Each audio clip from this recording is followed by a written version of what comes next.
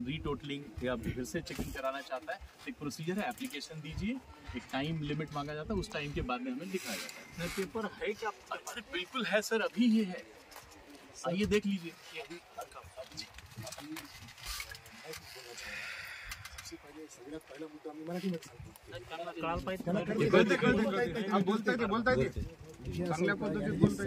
प्रथम जी गोष्ट सांगितली पीटीए फॉर्मेशनची रूल चॅप्टर 7 रूल मध्ये सांगितलेलं सीबीएसईच्या की फीस दरवर्षीची within 30 days from the opening of the school PTA form व्हायला पाहिजे, त्यानुसार फीस वाढीव व्हायला पाहिजे अप टू 15%।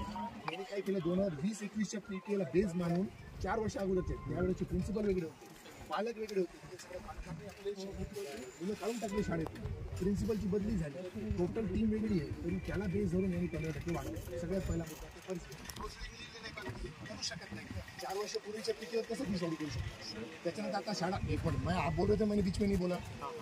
जेव्हा या वर्षी शाळेची ओपनिंग झाली, ओपनिंग होऊन जवळपास 2.5 महिने झाले, पीटीए फॉर्म व्हायला पाहिजे 30 डेजमध्ये, यांच्याकडे जीआर दिलेला आहे, 2.5 महिन्यापर्यंत पीटीए फॉर्म नाही गेली। परवाच्या दिवशी पीटीएची त्यांनी बैठक लावली आणि होतं सगळं।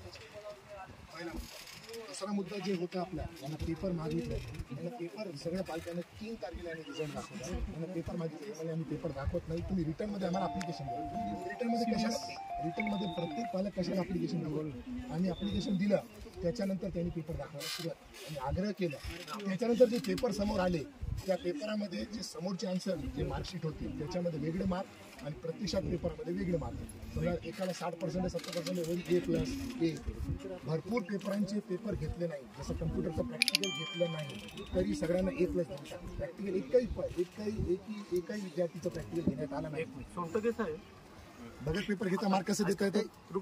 Can you understand this thing? Yes sir, understood sir. आपके साथ पेपर अभी भी है। अब मैं आपकी जानकारी के लिए बता दूं, थ्योरी और Why you ask for form?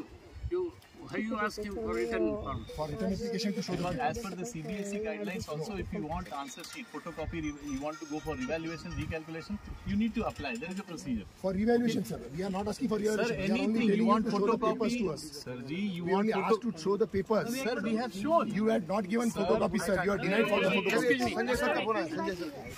Sanjay ji, half yearly paper sir, MLA बात कर रहा हूँ मैं, हिंगोली। एमएलए बात कर रहा हूँ हिंगोली।